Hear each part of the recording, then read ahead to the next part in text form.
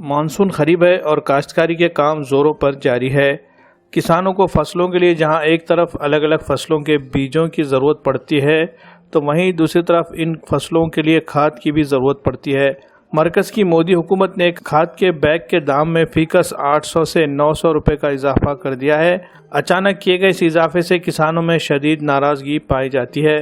बढ़े हुए दाम में खाद लेकर खेती करना ये किसानों को नुकसान का सौदा लग रहा है और बहुत से किसान इस मर्तबा अपनी फसलों को खाद डालें या नहीं इस पर भी गौर कर रहे हैं। खाद के दाम में किए गए इजाफे के मसले पर शिवसेना ने एहतजाज किया है। आज शिवसेना के मुकामी जिम्मेदारान के एक वफद ने जिला कलेक्टर से मुलाकात की और उन्हें एक मेमोरेंडम पेश किया।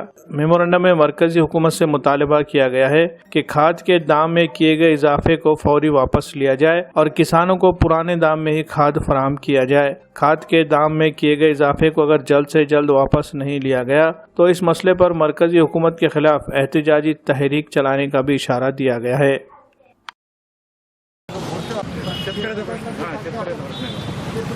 कलेक्टर साहेबांना आज आम्ही शिवसेना जिल्ह्याच्या वतीने निवेदन दिलेलं आहे आणि निवेदनामध्ये मागणी अशी केलेली आहे, खतांच्या किमतीमध्ये भरमसाठ अशी वाढ झाल्यामुळं शेतकऱ्यांची खूप मोठी अडचण झालेली आहे। यावर्षी शेतकरी खत टाकायचं की नाही या प्रश्नामध्ये आहेत, परंतु केंद्र सरकारने जे काही खतांच्या दरामध्ये मोठ्या प्रमाणामध्ये वाढ केलेली आहे ते केंद्र सरकारला विनंती आहे त्यांनी तात्काळ जे खतांच्या भावाची जे दरवाढ आहे ते तात्काळ मागे घ्यावी अशी विनंती आम्ही त्या निवेदनाद्वारे केलेली आहे।